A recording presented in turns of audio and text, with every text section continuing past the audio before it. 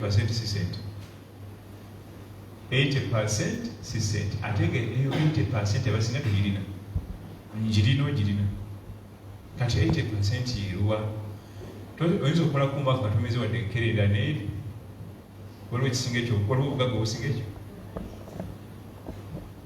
Waliyo abalina ssente ebya n'enkadde nga buli kanaku amire amakerenda agajjuza olubatu. Gwe tolina ssente y'omwaka guggwako nga tumize enkerera n'eri. Kati kugwe naye ani mugagga.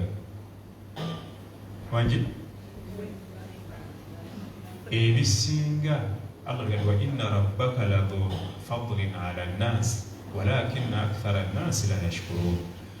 Omulizi waffe Allah atukolera ebirungi bingi ne situmwebaza. Lwaki kasana tatukombya ku ssente tulabanga tannatuwa naye ng'ebisinga baya bituwadde. Ekigambo rizq ffe twakifundiza mu ssente naye nga kigazibwa okuva ku ssente nekigenda mu birala. Ekigambo rizq kigazi ffe tumanyi nti nti oyo Allah yamuwa riziki otegeera mu ssente. Riziki kigaziwa nekigenda mu birala bingi. Oyinza okukakkana nga wano abatudde wano ffena tuli ba billionaires muzitali ssente nga tulina ba billionaires wano muzitali ssente. Ffe tumanyi nti billionaire abeera muntu ogwo wa kashi. Olwo ne ba billionaire mu birala. Waliyo ba billionaires, waliyo ba billionaire mu ibada. Ng'asiba Mande, asiba Olwokuna, tagwa swala za sunna, amanyi kiki, amanyi okusoma ku Qur'an buli kanako oyo billionaire. Naye ffe tumanyi billionaire ali ogwo kashi. Ziba kubanga zaali nkulu nnyo ba ambiya alayhim salam byanisosenga okuziwa nalyoka batuma. Naye tubasomako nga tebalina. Ekyokubi kyolina okumanya tebatugana kunoonya ssente naye mu halal. Ekyokubiri kyolina okumanya nti muzimu ku nsobi ze tukola era ne tumenyeka nnyo essente ozisiba ku kifo. Nze nga sinatuuka Dubai kyonna kyombuulira kiki njala genda Dubai kukola. Nasingidde Dubai kati obwongo bubala kiki. Omwana omuwala nga yayingiddemu genda mu Bawarabu ne bw'okola otya tosobola kumusazaamu tabula abula ewaka. Ayinza obbabulako ewaka nti kiki baagala kunnemesa kugenda Dubai okwekolera ssente. Wotegerera nti riziki eya ssente teba mu kifo kimu. Waliyo n'abali eka nga bazibina ati nga bazikoleddeka. Waliyo n'abazze ne bazikolerayo. Naye obuzibu ekintu eky'omuntu awaana kwe kusibya byenfunayo mu kafo kamu South Africa. Nagoba ebyokugenda nagoba ebyokugenda ne bigaana emyaka 2-3 ali ku ekyo kimu. Allah asobola okuggulirawo wonna woba oli. So si nti ekyo ekifo ekyo mala kituukamu. Ekyo kyennyini ekifo ky'obala waliyo abaliyo nga teba otuukayo goyina n'obbagulira ekyokulya. Tembalabyeko. Nze bwe nasooka okuyingira ebuwarabu 2000 nali nyingira Saudi Arabia. Nali nkyalina muto nga sina nakugejja. Nali katini nnyo ebiseera ebyo.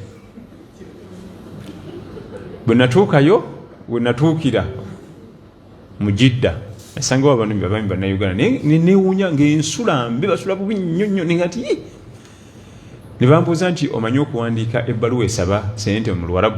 Nali nina Oluwarabu lwange bulungi yoga nti mmanyi tiwandiika. Kati yampa olupapula okuwandiika oyo yali akola ki agenda okukyuka bwati nemuwa mudakika ng'emu nali maze ogiwandiika nenjumwa nti yino neyeewuunya nnyo n'ayisaamu amaaso. Yali amanyi okusoma naye nga tasobola kuwanga omanyi okuwandiika ekintu nga kisengeke bulungi. Nange mpandikira mu mannya gange naye ne muwandikira.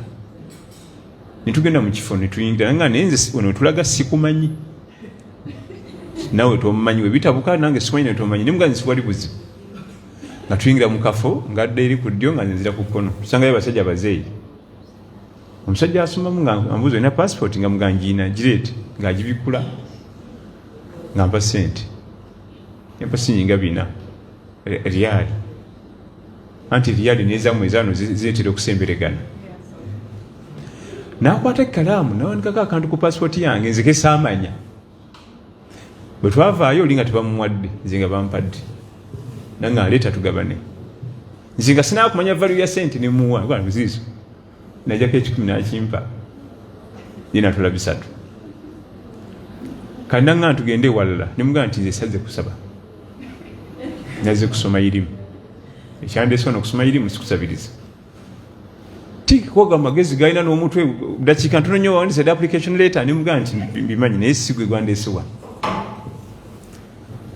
nanga nti kakati zino sente olaba wakatuuka niyo nsobosezza kati ngenda kulyako ennaku eziwera eyakatuuka okulaga nti riziki teba mu kifo kimu nze yali yakajja ati namulisa wiiki nga namba naye ate oluvannyuma nakimanya nti sente zange yatwala nnyingi naye wali okusooka naye sinaya kumanya value ya sente naye saamunyiigira kuba yali mwetaafu kati njala kukulaga nti ebyenfuna tobisibanga mu kifo kimu nti awo weewo era Allah bantuusaawo mba mmaze era nze nga situuse mu kifo ekyo sijja kute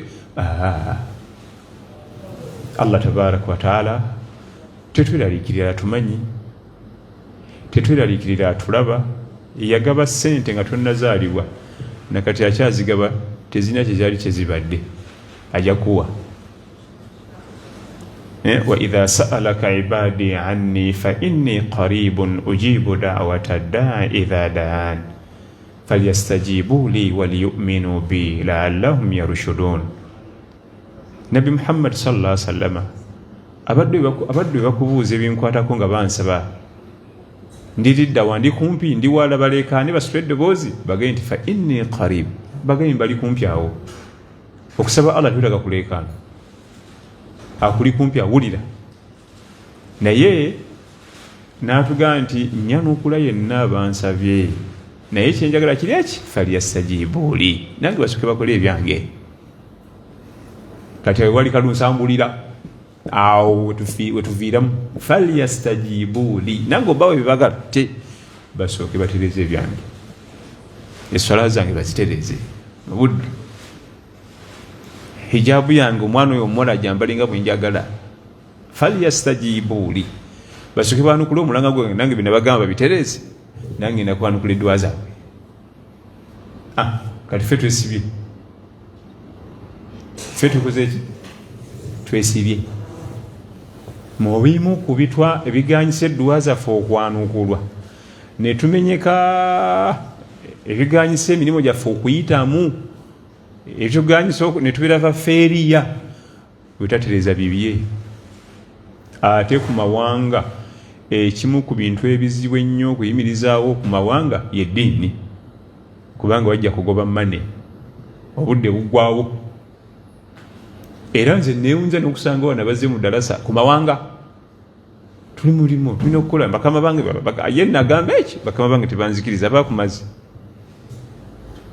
kubanga amawanga ffenna twali tubaddeko ku mawanga nze abamu mumwe nabeera ku mawanga tebanabazaala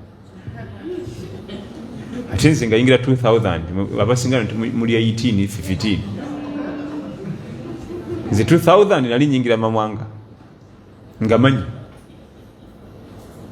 ate nga ebintu byoba ogenza okukima ku mawanga byetaaga nnyo okutereeza amateeka ga Allah tabaraka wa taala naye amateeka ga Allah si mazibu ga kutereeza ekisookera ddala sola mu budde bwayo ekyokubiri bwaba mukyala ennyambalaye ekyokusatu kukakasa nti byenkola bya halal kadi nesambi haramu talina kirala kyakwetaaza inna laka fi nnahaari sabahan tawila nakuwa free time mpanvu mwana adamu nakuwa free time emisana mpanvu okole egigyononye riziki akyogeddeko mu Qur'an nti inna laka fi nnahaari sabahan tawila free time emisana nagikuwa yali awo mpanvu kakati bapakasi bannange kano ka timetable tugende nako bwenkamaliriza nga nva waggulu ka timetable kano kakufula successful mu duniya ne gwakhira ka timetable kano kakufuula okuba nti ojja kuba successful mu duniya ate ojja kuba successful kuki kwakhira bona oba okagoberedde Allah yakowa nabbi we Muhammad sallallahu alaihi wasallama era ze zimu ku nsonga lwaki olaba yali successful nga talina sente tuli fenna namugamba nti ya ayuha almuzammil qumi layla. Number 1 salatu layli. Omuntu yenna naba successful mu duniya ne ku akhira mu bulamu bwe mulina okuba mu salatu layli. Ekiro zukkako ekiro osaaleyo newebalakeemu mu bunafu bwo, newebalakeemu nga tekuliko sula ndala nosoma al-Fatiha yokka ghayril maghdubi alayhim wala dhalin amin n'okutama. Era keeki tomalaako wiiki nga toyimiddeko kiro.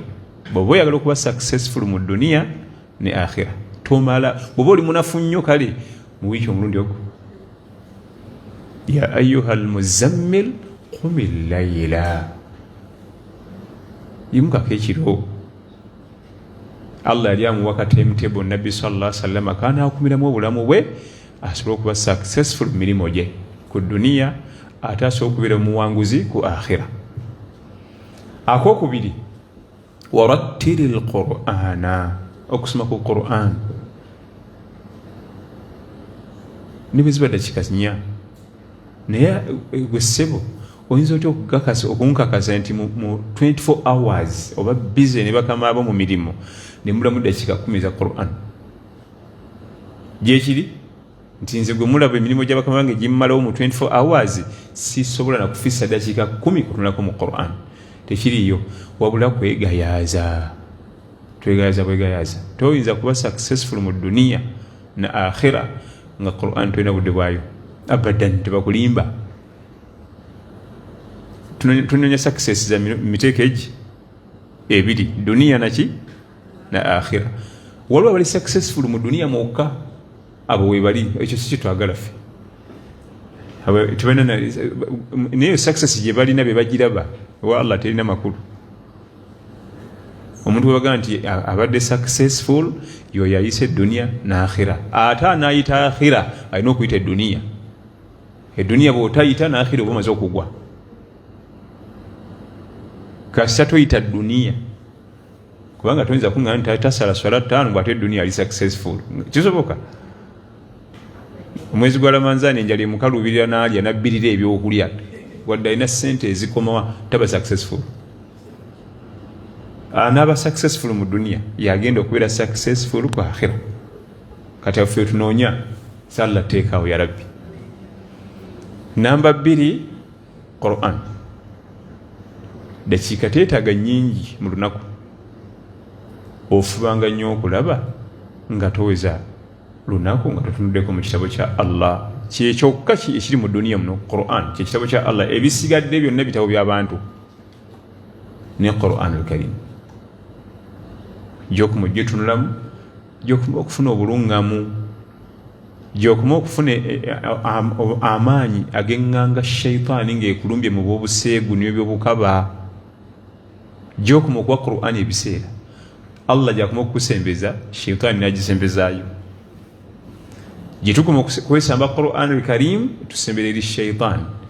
Kati buli zambi oba mangu wakumegga kubanga oledde oli muli ba mukwano ekuli ku lusegerebwa. Qur'anul Karim wa nunazzilu min al-Qur'ani ma huwa shifaa. Eyo Qur'an buli kaseera buli agisoma muwa eddagala lyayo. Aganti wa nunazzilu buli kaseera mba ntonnyesa eddagala mu Qur'an. Amakulu gy'okuma okusoma gy'okuma oddifunamu eririri lyawo lyabwerere. Teri muntu toyinza gamba nti omuntu asoma Qur'an buli kanaku nti ate alabikire mu bukaba n'obuseegu.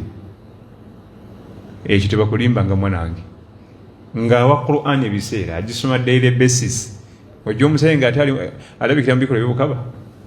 Era singa agezaako bigatika Qur'an ng'esenguka. Tayinza kikolera mwaka ng'ekyali naye. Ega nti muna tulemaganye. Nze embeera zo sijja kuzisobola era ŋŋenze. Ne bwe yeekaka atya mbu afise obudde mu lunaku agisome alaba tebuliiwo. Mu bimu ku bikola omwana Adamu obulamu bwe kuwa kitabo kya Allah budde. Ate singa twali tumanyi obugagga obuli mu Qur'anul Karim singa ffena gye tusibira kubanga byonna bye tunoonya mu duniya ne ku akhira biri mu Qur'an. Gy'okumujjuwa obudde n'ogitegeera n'ogikolerako byonna bijja kujja byo Qur'anul Karim. mu programu zizo nyigamu ka programu ako insha Allah. Dakiika tutwagala nyingi te Qur'an titagala dakiika nyingi naye ekikulu ennyo ng'eddakiika ezo buli kanaku zibaawo ke kakulu. Ne bwe ogiwa eddakiika 5 mu 24 hours zimala ebbanga lyomala nga eddakiika 5 buli kanaku zikola ki? Kakati abamu bwe twogera ku Qur'an ajja kuganda bannono baba biki byayogera ku simanyi kusoma Qur'an. Tetumanyi kusoma kiki? Ekyokuba ng'oli wano mu al-ain kyokka kikulaga bwobanga tosobola kusoma Qur'an kiba kiraga nti oli mutuufu. Bw'oba watetenkanya n'olinya ennyonyi n'ova e Uganda nga togirinnyangako n'otuuka n'ova ku airport n'ojja paka al-ain n'oyingira mu maka n'oyingira mu bantu nga olulimi lwe boogera tutegeramu wadde neeki ninogaa nze nja kukola obumalirivu obwo singa tuba nabwo ku Qur'an yinza okuganda ng'abantu bonna mu nnyumba balimu 8 tekuli n'omu gwawuliziganya naye boogera nnimi ndala naye ayogera lulala n'agamba nti siwali buzibu nja kukola bisimillah. Obumalirivu obwo bulabye bwakusaaga obwo obumalirivu era wallahi n'akola omwaka n'agusuula wali n'akwata ogwokubiri n'agusuula wali kubanga okubeera n'abantu n'arinyuwinga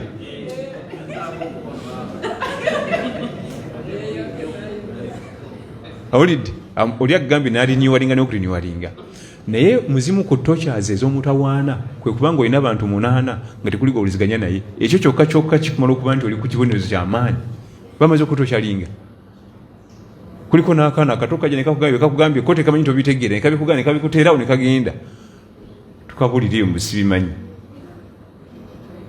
eyo tocha nini tugigumira. Bwe twogera ku by'okusoma Qur'an kati abo bakyayina obalaba baafuna omukisa bazadde baabwe ne baweereza mu Islamic schools kakati ffe bazadde baffe strat. Bwe twogera ku by'eddiini twekwasa bazadde ate ebyemirimu ebyo byokola muzadde oyo yabikuyigiriza tewatetenkanya kati agenda okweza emyaka 2 ng'ayogera Oluwarabu sawi gahwa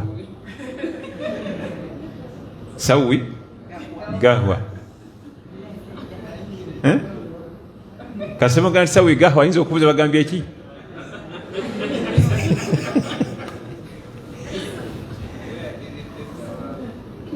Obumalirivu nga bwe tuli nti n'obumalirivu obunoonya akasente nejjana tulina okubawo n'obumalirivu obugenda oginoonya. Ejjana yetaaga kuginoonyera bumalirivu. Obumalirivu bw'okozesezza obwo okujja ku mawanga kati eno wala nnyo gye tuli eno naye era bumalirivu okunoonya ssente. Obumalirivu bwe tulina mu kunoonya ssente bwe twetagisa mu kunoonya ejjana era nakwesa obumalirivu obwo okunoonya ejjana insha Allah akute ku munyolo abule kusindika luggi. Obumalirivu obwo buliwo mu kunoonya ssente. Osanga omusajja twalina Seeka Kyeyune tugenda bayita Rustenburg twali Johannesburg South Africa ne batuvuga kilometers 4 ne tugenda eyo naye nga wali Munnayuganda nagandi no gye mututwala wana abayodalasa okutuuka nga Munnayuganda ajodde eyo malungu ne babuuza nti kakati mwe bajja ati namwe nti esente ziri eno gye basima simanyi biki bano bye babiyita byobugagga by'omutake babisima eno kati obugagga ffe ate bwe twajja okunoonya ate buli eno. Obumalirivu Qur'anul Karim yetaaga bumalirivu nga bwe tudde wano nga twamaliridde biidhinihi tabaraka wa taala mu myezi egi weewuunya n'okwewuunya nti bulijjo kale lwaki nali nafiirwa dda mu myezi 3 nga wagambye nti bisimillah Allah nsankwatireko n'omalirira kuyiga Qur'an mu myezi 3 weebuuza nti bujjo ndi kuki bulijjo ebirungi bimpitako bwe biti. Wadhkurna ma yutla fi buyutikunna min ayati llahi wal hikma inna allaha kana latifan khabira. Allah ngalagira abakyala abali mayumba omwo mufiseyo ku budde musome ku Qur'an eziri mayumba. Wadhkurna ma yutla fi buyutikunna, ezo Qur'an eziri mu nyumba muzisome. Ezo point 2 points now. Esose salatul layl, eyokubiri eyokusatu wasbir ala ma yaqulun, obugumiikiriza mu bulamu bwo. Obugumiikiriza mu bulamu si byonna nga bwobyagala bijja kujja, si byonna nga bwobyagala bijja okujja. Ebimu bimusaba natabikuwa alina ensonga kyabikuwadde. Wasbir ala ma yaqulun, bagenda nakwogerera kesaaza. Ffe tufuna essimu ziva nnyo mu baana baffe abakolera eno. Wano wenkolera bakama bange bwensala ate tebagala nsala, ate bawarabu benyi tebasaala, nkole ntya bwensala banjogerera. Wasbir ala ma yaqulun, nebigumire. Omuntu yenna bwe wagezaako okwekwatako ku ddiini, balina omumwogerera, balina omumuvuma, balina omumukakkanya, gumiikiriza. Oli muwala muto weebikirira byonna ebigenda kukaddiya, kati weebikkamu biki? Wasbir ala ma yaqulun, gumiikiriza. Oli mulenzi muto tolina girlfriend, gy'emyaka bani ba girlfriend nga 6, oli wano bungenda ku muzikiti kusaala, ebyabakadde abo nabo we bali bakwano ba shaitaani nga bagala okubuza abantu. Omulenzi omuto agenda ku muzikiti kukimayooki, abakadde bagenda mu ntaana babatandisa okuteekateeka ki entaana yaabwe, bagenda ku muzikiti. Namuto wange omukyala yali amwesibye iba naye duniya, kati sisita wange yazze yali ne mu holiday yasiniya fo, oli wano otunula butunzi bungenda kukwata kulani.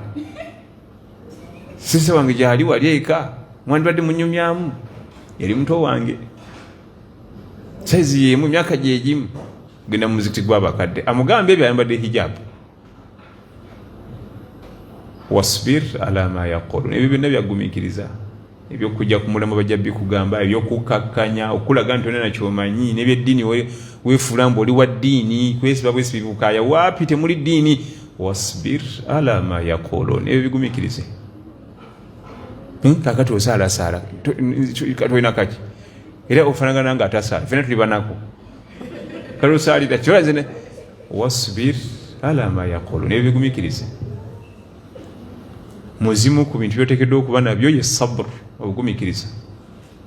Buno obulamu bw'ensi bwakolebwa nga saburu beeringi nnene nnyo okwetooloolera obulamu bw'omwanadamu.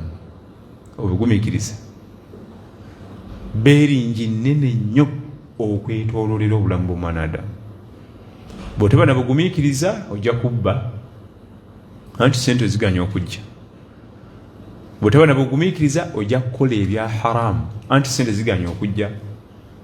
Kati naddala abaana ab'obuwala agenda okwetunako mu ndabirwamu nga ye kennyini kapito, sente azinonyeza zibuze, endabirwamu emulaga nti ye kapito ye kennyini kaki, kati nga lwaki amenyeka n'ebyo nga tandika kukola sente. Sente zinonyeza eza halali ziganye, endabirwamu endaga nti nze ndi kennyini ndi commodity. Ezimu ku commodities abantu ze basinga okwetaaga mu nsi muno, kati kanyiteekeko onusero, ayingiridde haramu. Ate haramu w'omutawaana wagalwadde, agenda okukosa future ye, agenda omuzaala ebiziku kiyama. Sabr, bugumiikiriza. Bugumiikiriza. Ensonga ey'okuna gye mmaliriza nayo, mu myaka egy'ekivubuka zino ensonga wammango zeegenderezanga nnyo. Ensonga ey'okuna erimu bu item busatu. Mu myaka egy'ekivubuka weegendereze nnyo enkozesa y'omukwano. Love affairs ze njogerako. Omukwano guba active nnyo mu mubiri gwo, guba gw'amaanyi nnyo, demand eri high, naye weegendereze nnyo enkozesa yago. Oba oli mwana wa buwala oli mwana wa bulenzi, bituzaalira ebizibu mu maaso gye tulaga mu myaka egijja. N'otandika okukwata sex nga tokyalina kyoza advance, wazigwamu byaggwa. Weegendereze nnyo enkozesa y'omukwano, ezaala ebizibu, ekozesa amazambi. Nagwamu zambi lwa mukwano alemedde okukontrolinga. Mu myaka egyo kuva ku myaka 18, 20, 25, 3 guba ku level y'amaanyi, kyekirungo ekisinga okubeera ekyamaanyi mu mubiri gwo. Kubanga egyo emyaka guba active nnyo, naye gwakwegendereza nnyo, gusudde abantu mu bizibu bingi. Omwana omulenzi n'omusanga amansiza abaana eduniya yonna nga buli kumpi mu katawuni alinayo, n'ebyo si birungi, era mu maaso bigenda muzaalira obuzibu.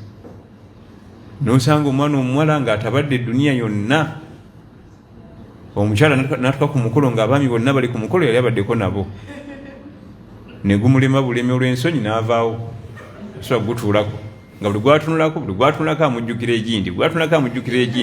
amujjukira egindi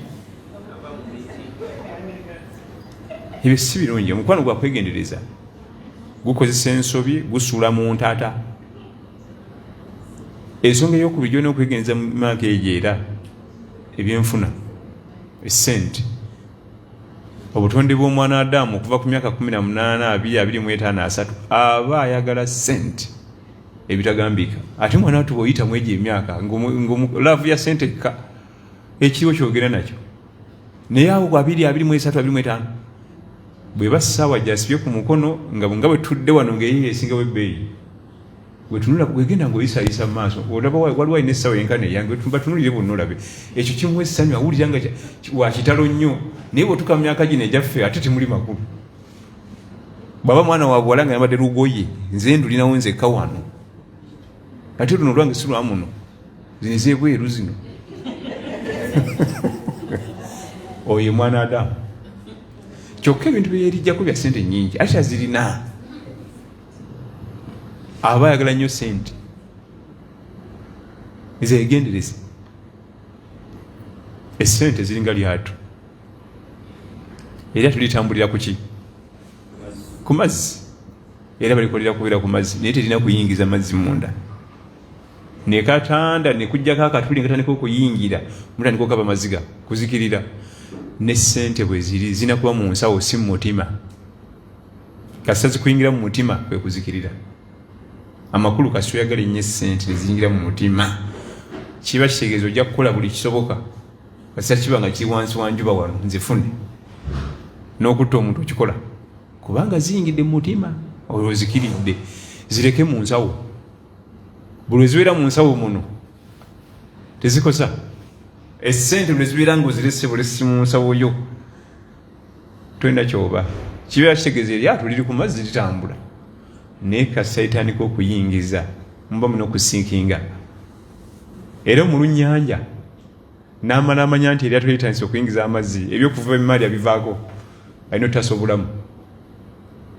ebyokugamba nti tuvuba ebyennyanja hatta n'emigugu egibadde ku lyato bagisuulayo mu nnyanja give ku lyato kubanga kaseera kakola ki? kuzikirira. kati n'okutaasa obulamu. kati ssente kasita ziyingira mu mutima kuzikirira.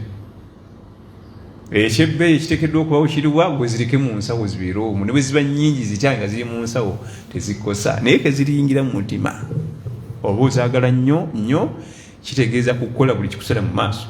oba kutta mukamaawo omunyiga okwate essente odduke nazo naye ng'oza ogenda zirazaawa ogenda kuyitawa nazo.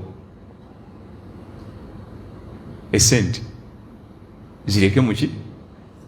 mu nsawo toziyingiza mu mutima. nali ebuwalabu eyo nga tukyayimbya sukuulu omuvubuka mu Tanzania n'agenda abba omusajja omwarabu emitwalo 9 gya dola. kati omwarabu balina byebakola omwarabu n'asanyuka nnyo olwokuba nti bali bamaze okugusa ddiiro ye namu omutwalo gumu ng'omusaala gwe ogwa dola. yali akulidde omutwalo gumu ogwa dola naye ng'amubbye nga tategekedde nekifuka emitwalo 10 n'akissa mu kibaasa n'akisitula bw'ati. olw'okuba sente zaali nnyingi nnyo kyekimu ate nga za haramu na waya ne zigatta. bwe ngamba waya ne zigatta mukitegeera? nafuka mu gwaddalo. sente zasukka obungi waya ne zisootinga ne zikuba omuliro kati brain neba off. teyaddayo kutegeera ng'alina sente ezo mu kaashi ng'azikutte mpaka bamala zimuggyako kati ate ne zigatta waya ne zitereeza bulungi n'alyoka adda engulu. naye ebbanga eryo lyonna yamala n'obugagga bwe omwezi nga gumu ng'atambuza bigere talina nangatto ng'alina ekibasa kirimu emitwalo 10 egya dola nga tamanyi kyazikolamu tamanyi gyalaga tamanyi gyadda ne ruumu ye gye yali asula ku univesity tamanyi nga atabuuse teyamanya ku bugagga bwe. kati omusajja oli amala okukebera eri ewuwe sente gye bazitereka nga laba teziwera. aga sente zino ani yazitoddeko n'agenda ku kamera ne bamunoonya kati bwe bamuno zimujjako naga nti lwaki ebigere byange biddugala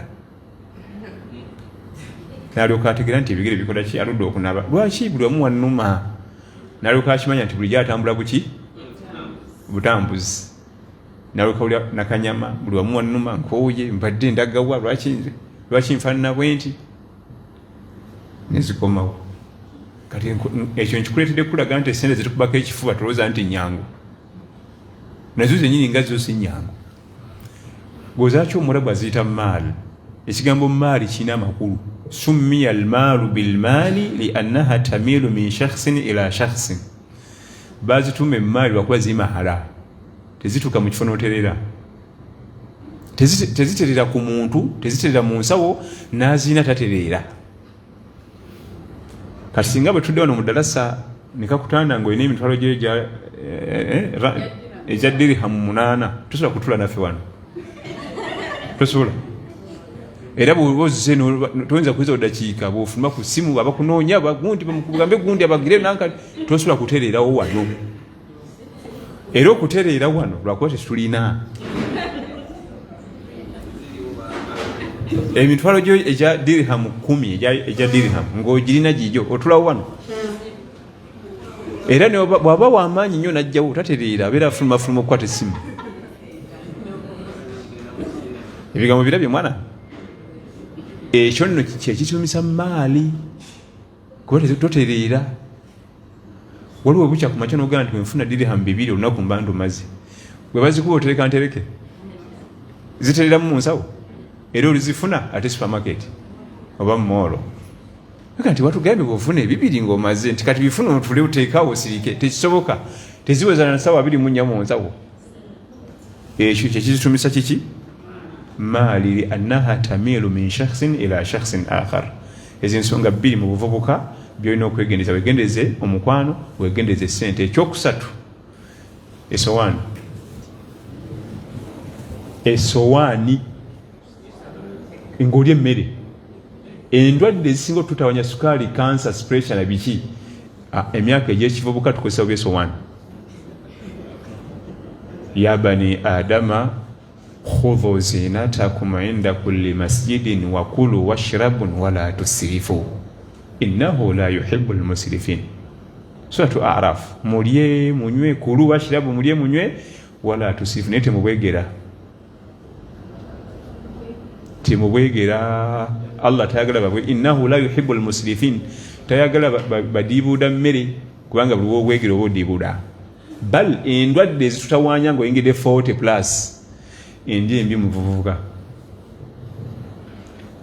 kasitewooma nti yonna bagongereku kapira waabwe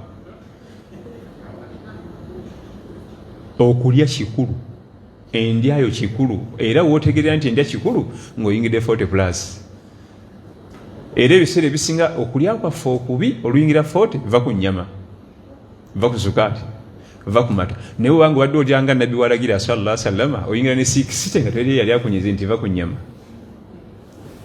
kati ndyaki ey'obusiraamu mu 24 hours mulina okubamu enjala mu 24 hours ezikola olunaku mulina okubamu ki mu myaka gye egyekivubuka olwo okuteekerateekera obukadde oyingira obukadde nga temulimu sukaali temulimu pressure temulimu nankani amagulu gannuma omutima gusudde masavu bangambye omutima tegujaawo mu sipeesi we bagutondera guzimba ne gutajaawo ndya eyaffe eri Allah akola kadoketi kali nga gutula mu butuuzi naye nti abasawo bangambye guzimbye tegukyajaamu balina okubabonabomolawo gusobole okujaawo wagaziwe weegenderezanga nnyo enkolagano yo n'ebyokulya mu myaka egy'ekivubuka biina impact gy'olaga biina okulyako okwakakati 25-3 kulina impact ku 42-45 gye kumalira oteekeddwa okubanga mu bulamu bwo mu 24 hours olekamu ku njala nejja ate enjala bwejja gireke yeegazaanye soke kulumemu so mpulira enjala entandise kanfune wano ekyokulya abamu agigema na bugemi nga tinatandika kati ate nno bagigema kaleko waliwo balala nga omukkuto gwatopingako guba tegunaana kwenyenya nakola ki kati ebikolagana okulya ebyo nno biko kitabo kiramba ebikolagana okulya endya entuufu eya nabbi sallallahu alaihi wasallam katuli mwezi gwa Ramadan yatugamba sallallahu alaihi wasallam nti ni'ma sahurul mu'min at-tamru kyengera daku y'omukkiriza okubanga ntende piece egi osobola okusiba bulungi tosumagira ate nzibo nange ninge yanywedde omwenge byonna seetegeera kulya kamu okuwulo kulya kaki katendekamu kamala yatendekamu ni'ma ye nabbi yayanga katendekamu sallallahu alaihi wasallam kamala ni ati kule sowani iliko biriani kati ate ffe tugenda ne twerabira bw'oba oli addaako n'oli emmere nga nnyingi nam waita ssaawa 2 oluvannyuma lw'okulyako emmere essaawa ezi sisitimu esaba amazzi okukuba emmere eyo nga tewasiibye mukulu tuweereze ku mazzi tutabule enkokoto eno nze nasiibye tuweereze ku mazzi tutabule enkokoto nze nasiibye kati katukole nga bwe tusanze ng'olyoka osumagira nga bakugoja banna nze seetegeera buli wentula nsumagira buli kati entende omuntu alidde entende emu nga tebamusaba amazzi gaaki ako kantu katono nnyo kakuba bukubi katono nnyo bwe kati ebyagambo bya nabbi sallallahu alaihi wasallam bwe tubivaako ndwadde kubulwa mirembe kubulwa kwetaaya bye biddako naye buli wabitunuulira n'obigoberera ebigambo bya nabbi sallallahu alaihi wasallam ojja kufuna amakutiya n'amakutiya g'emirembe. Nja kukoma wano nziguddewo puroguramu eno bwe ntyo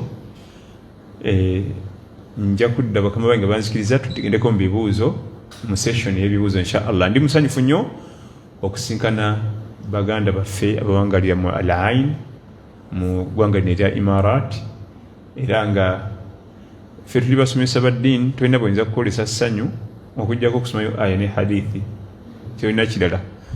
ربنا أتنا في الدنيا حسنة وفي الآخرة حسنة وقنا عذاب النار والسلام عليكم ورحمة الله وبركاته. Nenga mzibaluma.